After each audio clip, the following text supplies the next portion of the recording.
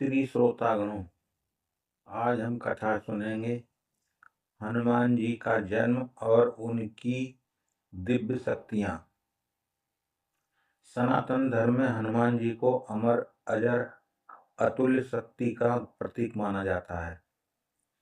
उनकी कथा केवल एक कहानी नहीं, बल्कि भक्ति, सेवा और निष्ठा का सर्वोच्च उदाहरण है।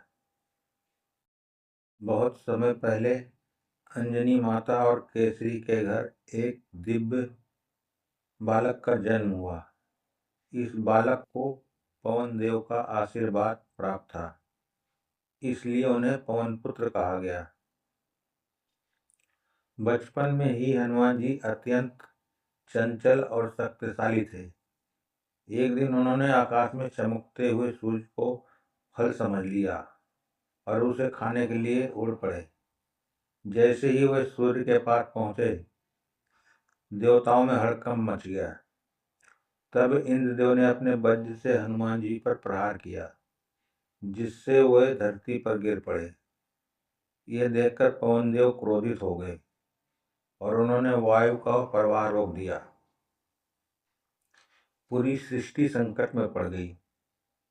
तब सभी देवताओं ने मिलकर हनुमान जी को अनेक वरदान दिए। उन्हें असीम शक्ति मिली। कोई भी अस्त्र शस्त्र उन्हें हानि नहीं पहुंचा सकता। वे अमर हो गए।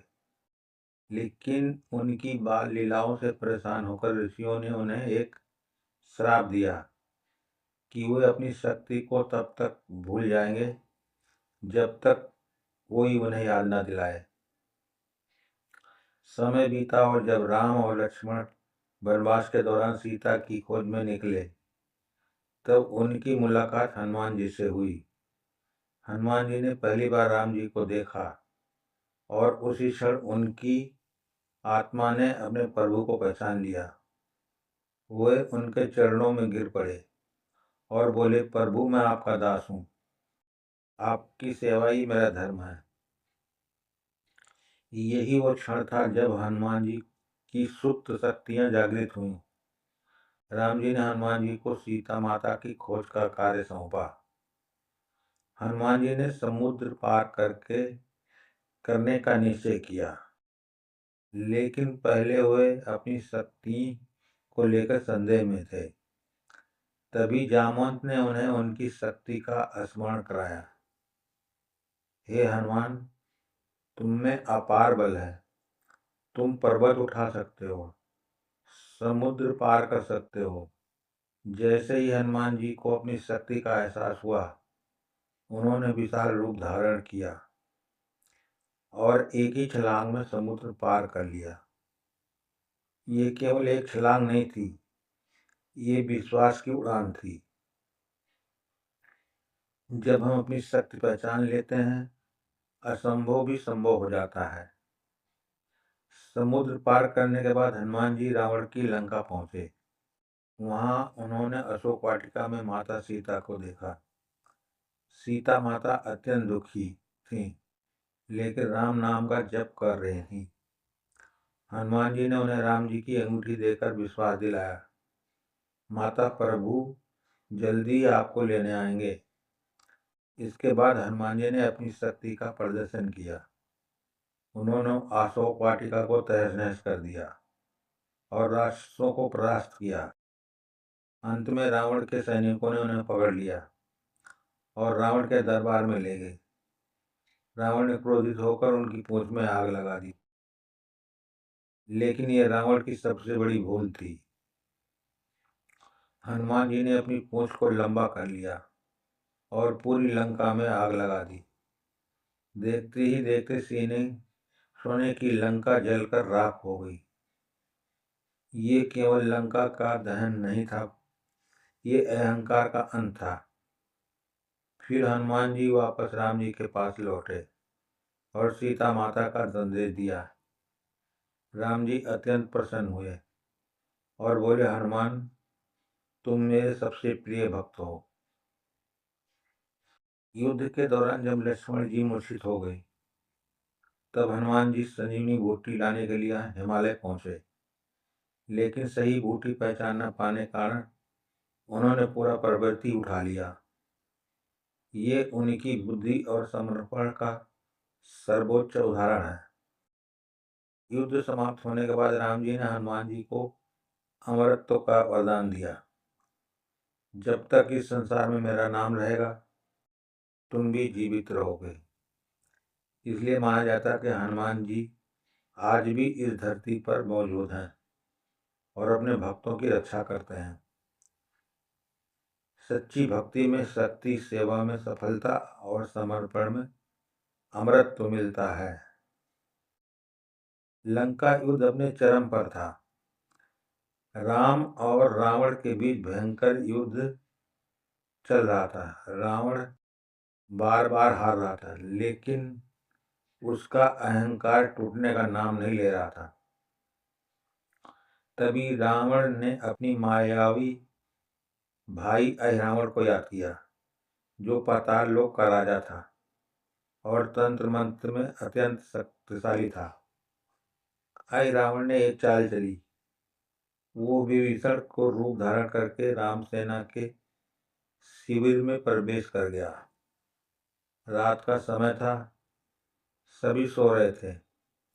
हनुमान जी उस समय पहरेदारी कर रहे थे, लेकिन अहिरावण की माया इतनी प्रबल थी कि वो उन्हें भी भ्रमित कर गया।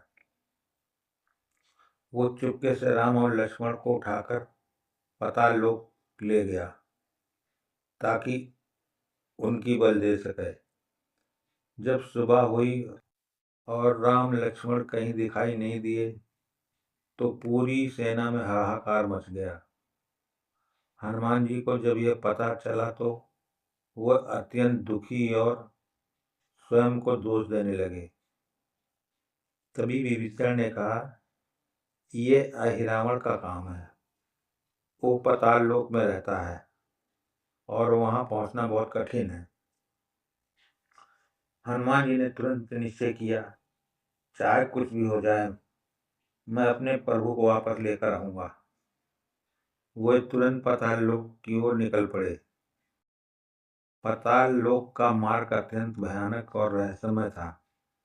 वहां एक द्वारपाल था, मकरध्वज। जब हनुमान जी वहां पहुंचे तो मकरध्वज ने उन्हें रोक लिया। दोनों के बीच भयंकर युद्ध हुआ। अंत में हनुमान जी ने उसे परास्त कर दिया। लेकिन जब मकरध्वज ने कहा कि ये वो उनका ही पुत्र है तो हनुमान जी आश्चर्यचकित रह गए। मकरध्वज ने बताया, जब आपने लंका दहन के बाद समुद्र में छलांग लगाई थी तब आपके शरीर से पसीने की एक बूंद से मेरा जन्म हुआ। हनुमान जी ने उसे आशीर्वाद दिया और आगे बढ़े। अंदर पहुंचकर उन्होंने देखा कि अहिरावण एक विशाल यज्ञ की तैयारी कर रहा है, जिसमें राम और लक्ष्मण की बल दी जानी थी। हनुमान जी ने तुरंत योजना बनाई। अहिरावण को मारने के लिए 5 दिशाओं में जलते दीपों को एक साथ बुझाना आवश्यक था। ये कार्य असंभव प्रतीत हो रहा था। तब हनुमान जी ने पंचमुखी रूप धारण किया। पूर्व में हनुमान, पश्चिम में गरुड़, उत्तर में वराह, दक्षिण में नरसिंह, ऊपर हयग्रीव। इस रूप में उन्होंने 5 दीपों को एक साथ बुझा दिया और अहिरावण का वध कर दिया। इसके बाद उन्होंने राम और लक्ष्मण को मुक्त कराया और उन्हें सुरक्षित वापस लंका ले आए। जब राम जी को होश आया, उन्होंने हनुमान जी को गले लगाकर कहा, हनुमान, तुम केवल मेरे भक्त ही नहीं, मेरे जीवन दाता हो। हनुमान जी ने विनम्रता से उत्तर दिया है, प्रभु मैं तो आपका सेवक हूँ, ये सब आपकी कृपा है। युद्ध समाप्त होने के बाद जब राम अयोध्या लौटे तब सभी को उनके साथ जाने का अवसर मिला। लेकिन हनुमान जी ने कहा, प्रभु मुझे आपके चरणों में ही रहना है। जहाँ आपका नाम लिया जाए वहीं मैं रहूंगा। राम जी ने उन्हें आशीर्वाद दिया, हनुमान तुम अमर हो। जब तक इस संसार में भक्ति रहेगी तुम जीवित रहोगे।